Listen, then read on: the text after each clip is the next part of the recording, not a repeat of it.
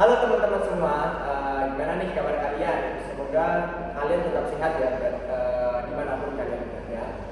Jadi pada kesempatan kali ini kita di sini bakal bahas seputar apapun yang berkaitan dengan tema keuangan. Nah, jadi mungkin sebelum kita lanjut nih ke podcast bahasan materi kita, ada baiknya kita kenalan terlebih dahulu karena ada pepatah mengatakan tak kenal maka tak sayang. Jadi alangkah baiknya nih biar kita kelihatan lebih akrab walaupun via media sosial ini, mungkin kita bisa berkenalan dulu kepada teman-teman yang ada di sini. Mungkin bisa Mas Yan dulu terlebih dahulu untuk memperkenalkan diri. Berarti aku ada pesan ya? Oke. Nama aku Muhammad Dafa Khairullah, biasa dipanggil Dafa. Aku sekarang menjadi seorang mahasiswa Fakultas Hukum di FHUNS. Ini kalau boleh tahu Mas Dafa ini asal kotanya dari mana? Aku dari kota Klaten. Oh, baik. Berarti dekat-dekat sekitaran sebelah sini ya? Iya, dekat aja. Oke, terus mungkin dari Mbaknya bisa memperkenalkan diri terlebih dahulu. Baik, kalau aku Dea Putri, biasa dipanggil Dea. Aku juga mahasiswa Fakultas Hukum dari Universitas 11 Maret. Oke, nah ini biar mungkin kalau misalnya ada yang mau berkenalan sama Mbak Dia ini kotanya ada di mana? Ada di mana? Aku dari Kota Tangerang. Hai semuanya. Oke, nah jadi buat warga Tangerang nih mungkin bisa nanti buat berjumpa dengan Mbak Dia. Kemudian terakhir ada siapa? Aku Gabriela Anyagata, biasa dipanggil Anya, mahasiswa Hukum UNS. Oke, kotanya dari mana Mbak? Aku dari Jogja. Oh, dari Jogja, berarti ini ya yang kemarin ada nikahnya si Kaisang sama Mbak Erina. Iya, tempat tinggalnya Mbak Irina. Oh iya, tempat tinggalnya Mbak Erina. Jadi nanti mungkin bisa main-main sama Mbak Anya kalau misal lagi berada di Jogja. Baik, mungkin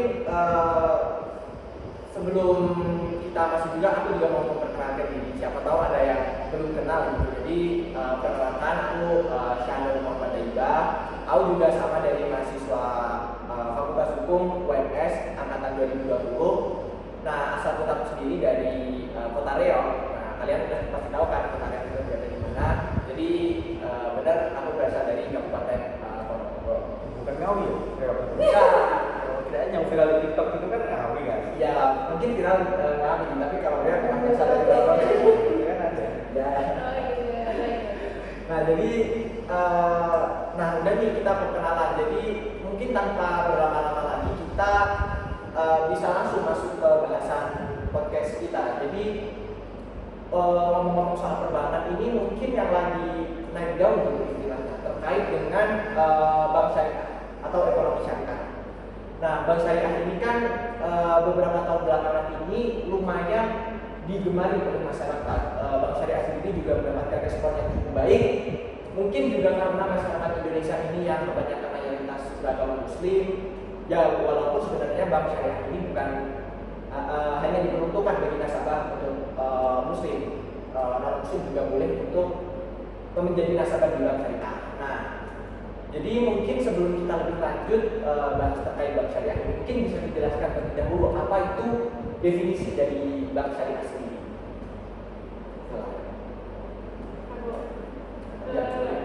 Kalau menurutku ya, bank syariah itu lembaga keuangan yang operasionalnya itu berdasarkan prinsip Islam syariah. Oh, berarti kayak segala sesuatu keberjalanan operasional secara operasional bank syariah ini didasarkan pada prinsip ajaran Islam. Iya. Nah, terus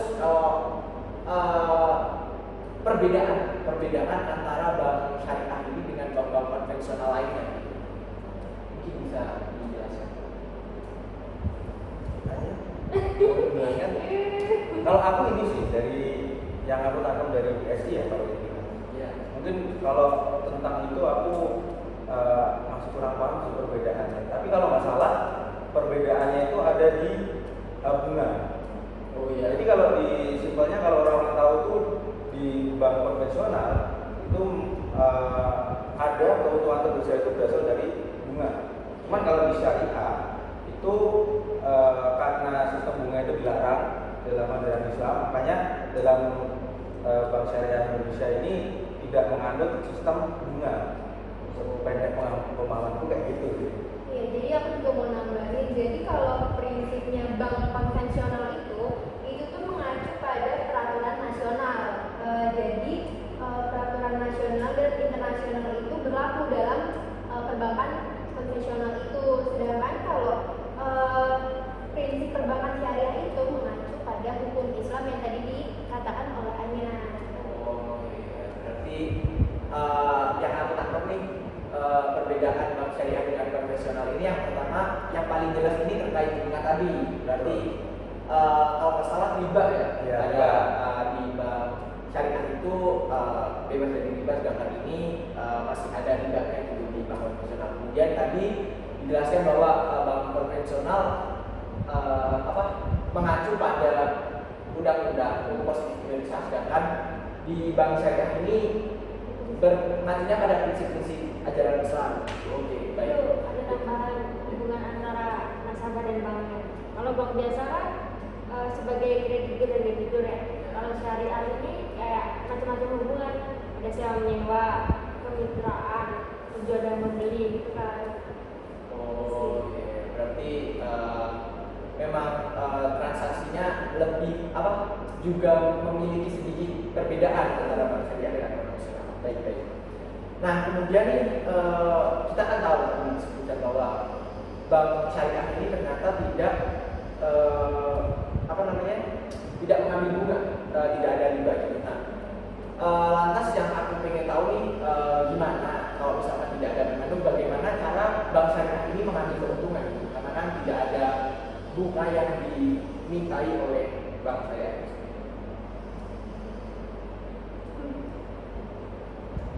Menurut aku tetap bagi hasil nggak sih? Tetap bagi hasil antara nasabah dengan bank syariah tersebut. Iya, jadi ada sistem bagi hasil antara nasabahnya itu dengan pihak bank itu.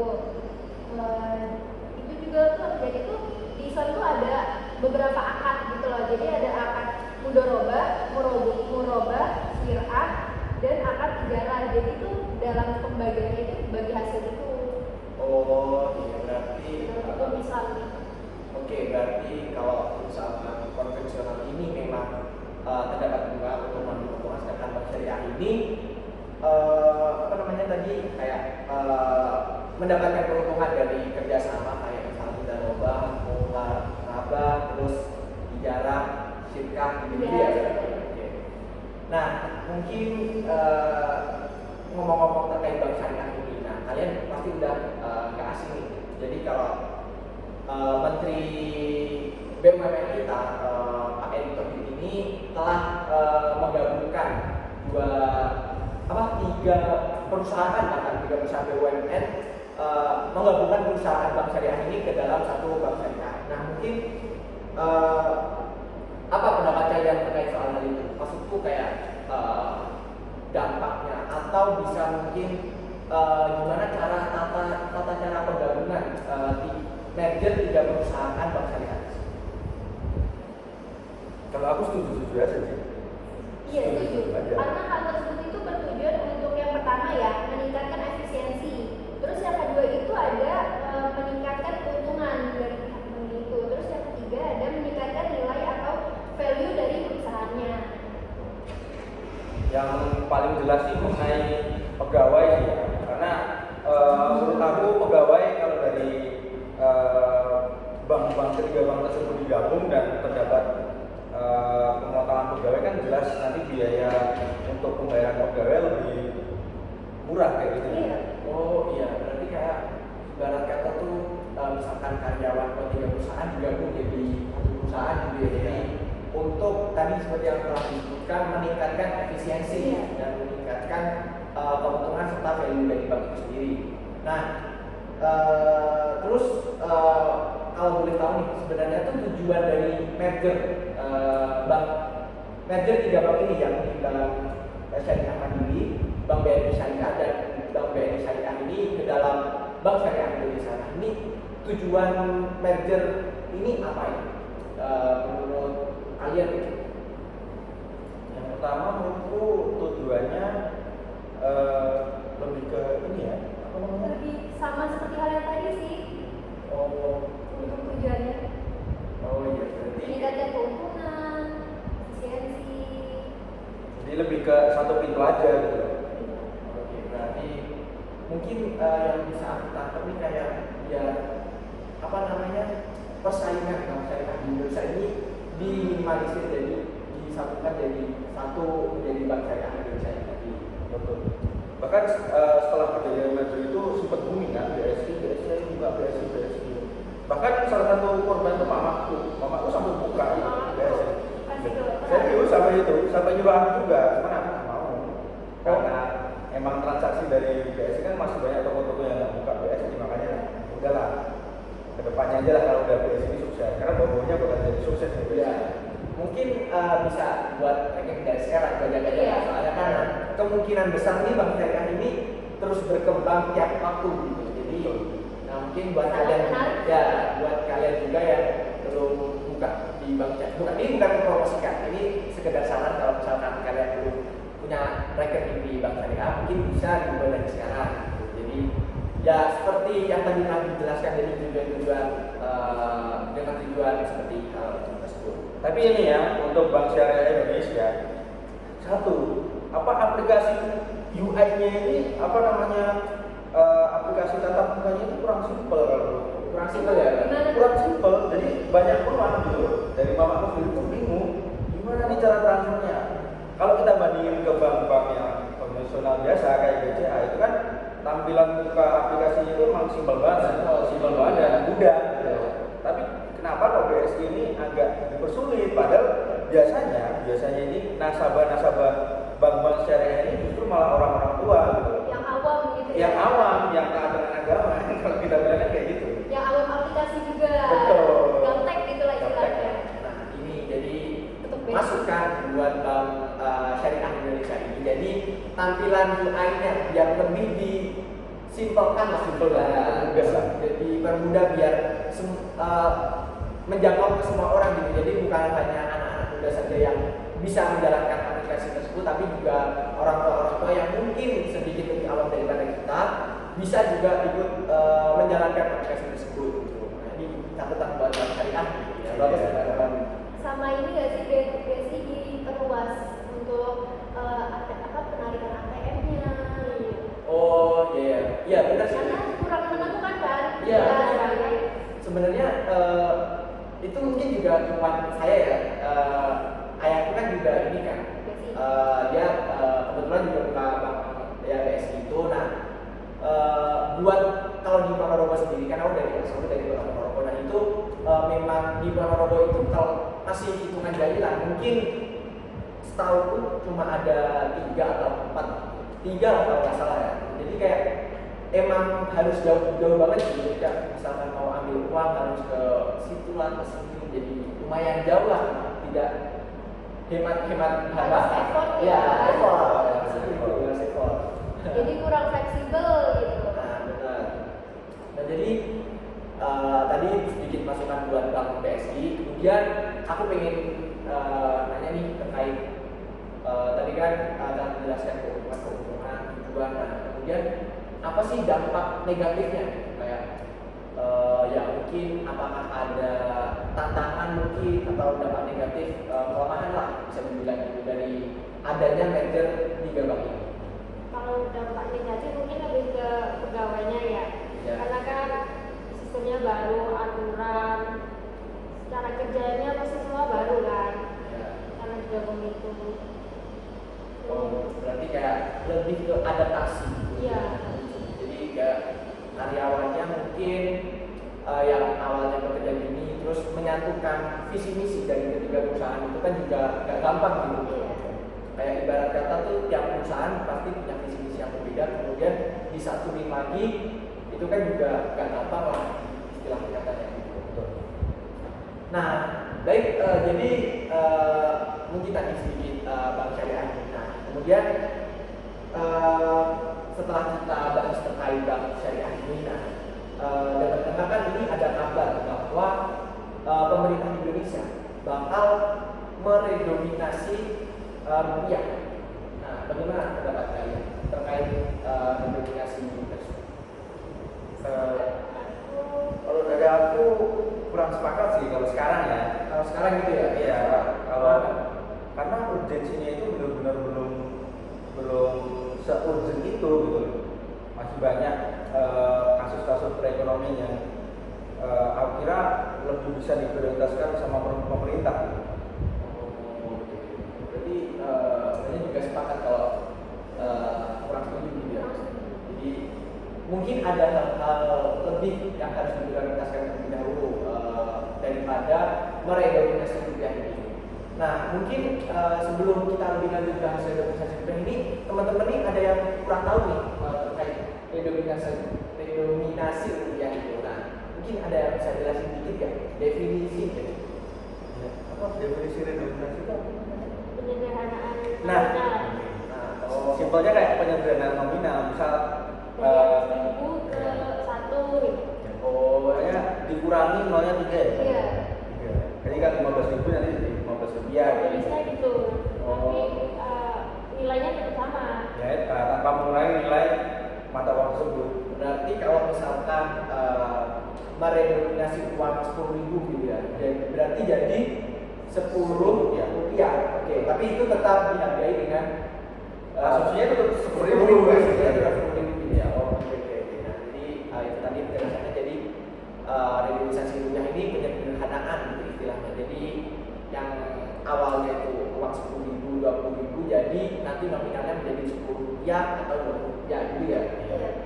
Nah, kemudian sebenarnya kalau misalkan pemerintah ini jadi untuk meredominasi rupiah ini, nah apa sih sebenarnya tujuan pemerintah untuk redominasi rupiah ini? Menurutku lebih ke efektivitas ya. Efektivitas Efektivitas, rupiah, membranding ulang rupiah, karena rupiah ini kan menurut aku kayak seperti identitas nasional. Ya. Setiap perputaran uang dari ringgit Malaysia masuk ke Indonesia harus bertemu dengan rupiah.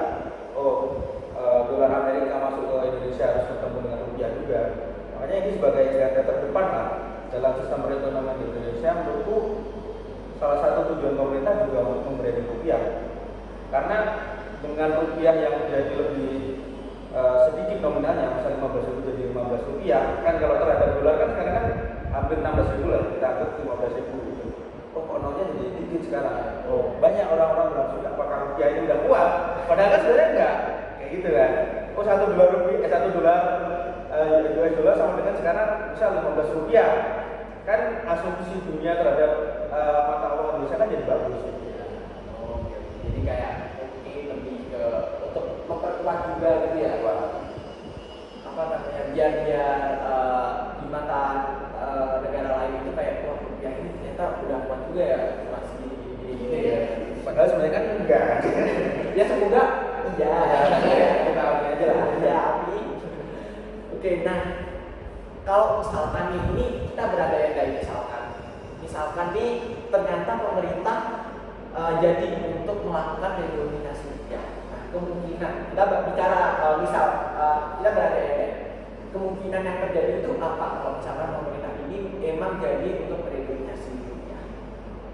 Jadi kalau kita bicara kemungkinan bisa positif bisa negatif ya. Nah, Positifnya betul. bisa dijelaskan satu-satu. Kalau dari positifnya lebih ke efisiensi pendataan pemerintah untuk keuangan, satu itu. Yang kedua lebih mempermudah masyarakat sih dalam penambahan atau pengurangan nominal dalam perbelanjaan. Misalkan kan orang tua kan agak bingung tuh, 10 juta dikurangi 900 sekian jadinya berapa? Karena sekarang kalau dipersingkat kan jadi mengurangi presentasi human error saat perbelanjaan ya, kayak gitu kan rasanya. Jadi meminimalisir kesalahan juga ya, Meminimalisir kesalahan begitu. Jadi itu mungkin dari dampak positifnya. Dampak positif. Nah, mungkin kalau dampak negatifnya ada nggak kira-kira kalau misalkan pemerintah emang jadi negatif? Ya harga barang berpotensi naik kan. Iya. Yang jelas inflasi sih Inflasi. paling menakutkan. Iya sih, kalau inflasi, kalau misalnya kita bicara soal inflasi emang kemarin kan ada negara Venezuela sama negara Afrika tuh Zimbabwe ya, itu kan juga bahkan kalau kita ngomong soal inflasi di negara-negara tersebut kan itu juga kayak uang segede-gede gaban gitu ya, itu uang segimana juga mungkin cuma bisa kebeli terus atau di situ emang inflasi emang udah gak terkendali. Nah semoga pemerintah ini juga kalau misalnya meredomisasi rupiah juga memperhatikan terkait inflasi tersebut agar tidak terjadi nih pengalaman-pengalaman dari negara lain yang telah terjadi inflasi besar-besaran seperti tadi negara Venezuela sama Zimbabwe. Nah, apa? Ya kemudian aku mau nambahin lagi, jadi tuh dampak negatifnya tuh ada ekspor itu akan terlihat mahal, jadi tuh ekspor ya akan menurun. Oh iya, oke, benar juga ya. Ekspor ya, jadi emang lebih kelihatan ini ya berarti kalau kita ekspor. Ya, pokoknya di negara lain itu nggak rupiah ini jadi mahal gitu ya. Jadi sungkan buat ngambil rupiah, makanya iya dapat di ekspor juga loh ya. Itu dia. Oke, berarti itu tadi ya yang sudah dijelaskan terkait dampak kemungkinan dampak positif dan dampak negatifnya dari terkait redenominasi rupiah ini. Nah, kemudian ini terkait masih terkait redenominasi rupiah, apa ada syarat-syarat agar redenominasi rupiah ini dapat berjalan dengan baik? Nah, aku mau nambahin satu nih. Dulu, soalnya aku pernah baca kalau dulu waktu zamannya Pak Soekarno, Indonesia itu sebenarnya udah pernah melakukan redenominasi rupiah dengan melakukan pemotongan 3 di belakangnya. Jadi dulu tuh 1.000 rupiah kan udah lumayan, 1.000 rupiah zaman dulu mahal tuh. Wah, mahal banget kalau Dipangkas lagi jadi 1 rupiah. Tapi dulu masih banyak banget kekurangan di redenominasi itu. Jadi malah terjadi inflasi besar-besaran waktu itu. Sedangkan zaman 1965 kan baru gencar-gencarnya pembangunan di Indonesia. Jadi sifat konsumtif masyarakat ketika tahu redenominasi rupiah, oh uangku 10.000 jadi 10 rupiah doang nih, jadi terus beli barang terus. Dampaknya kalau sosialisasi ke masyarakatnya kurang. Nah makanya kalau Indonesia mau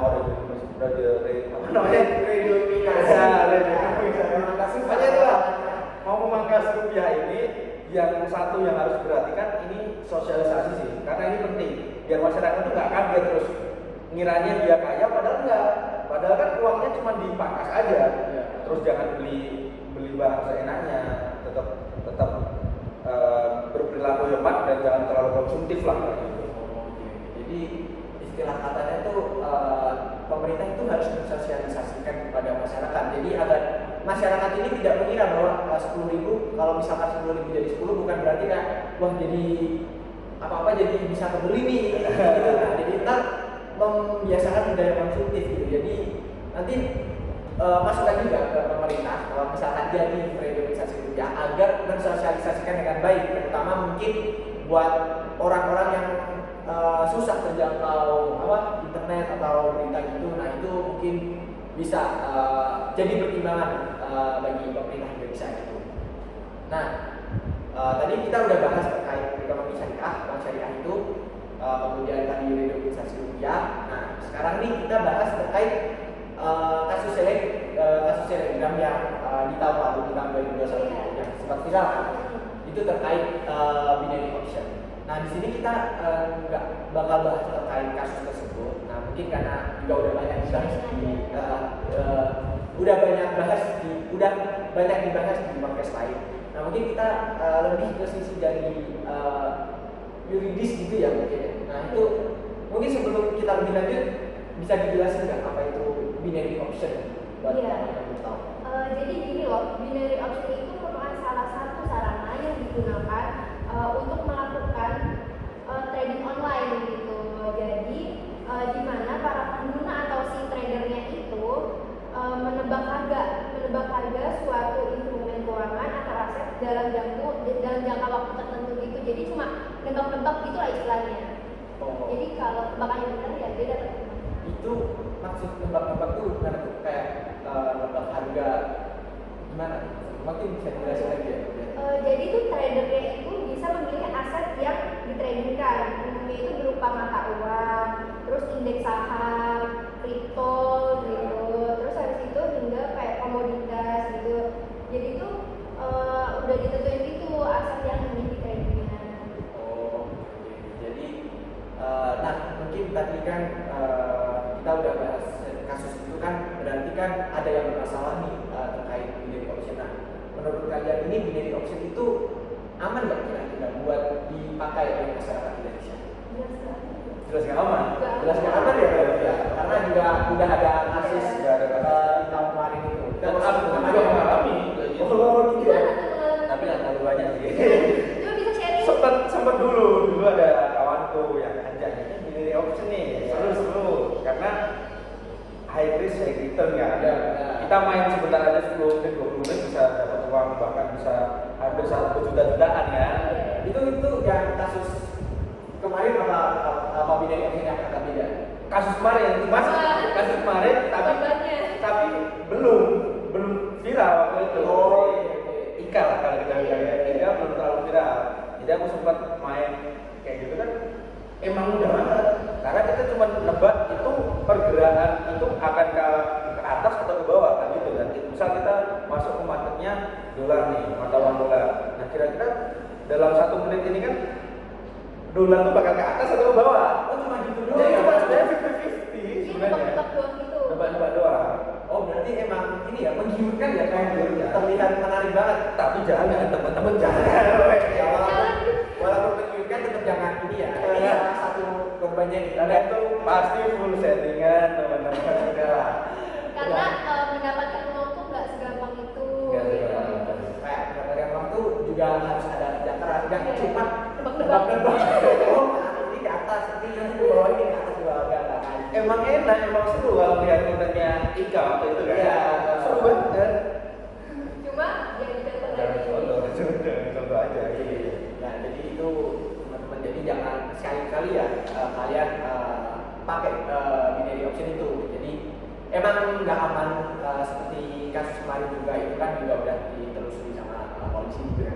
Nah, kemudian berarti binary option ini sama sekali tidak ini ya difasilitasi, disediakan oleh perbankan Indonesia gitu ya, Bro? Oh jelas enggak. Ojek dari pihak OJK-nya juga tuh melarang bank untuk memfasilitasi binary option ini.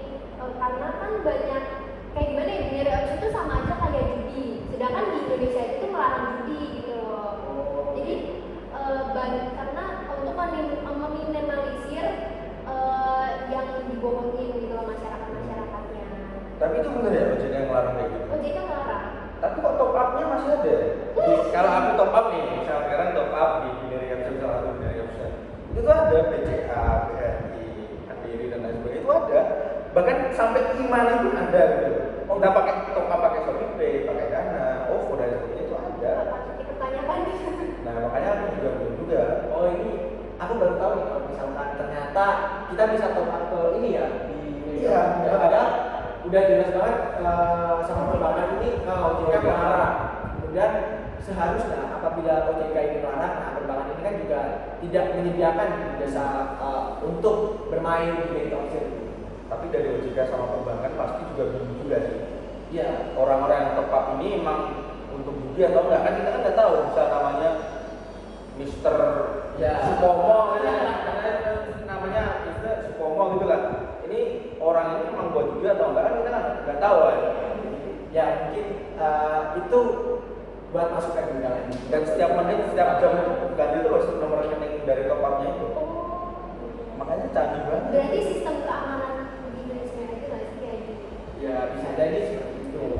Ya. Ini masih kurang ya. Ya. Itu buat masukan buat pemerintah, khususnya buat komunikasi sama perbankan ini. Nah, kemudian ini kan udah ternyata kan udah dilarang, udah nggak boleh sama OJK, terus juga nggak aman. Nah, ada nggak ancaman pidananya kalau misalkan ada orang yang terang-terangan mempromosikan binary option? Ada, tentunya itu masuk ke undang-undang ITE jelas ya kan. Itu tuh ada di pasal 27 ayat 2 dan pasal 45 ayat 2. Jadi itu tuh unsurnya kan udah jelas mendistribusikan, memberikan informasi dapat diaksesnya kaitannya perjudian bisa masuk pasal tersebut gitu. Kemudian dikenai denda pidana itu paling lama 6 tahun dan denda paling banyak itu 1 miliar. Jadi orang yang mempromosikan binary option itu akan dikenai pidana tersebut. Undang-undang ITE itu. Benar juga ya. Hati-hati guys. Jadi jangan jangan sekali-kali mempromosikan value option. Jadi udah ada undang-undang yang mengatur. Apalagi Ngajak orang juga nggak boleh. Soalnya juga mempromosikan. Thank you so much.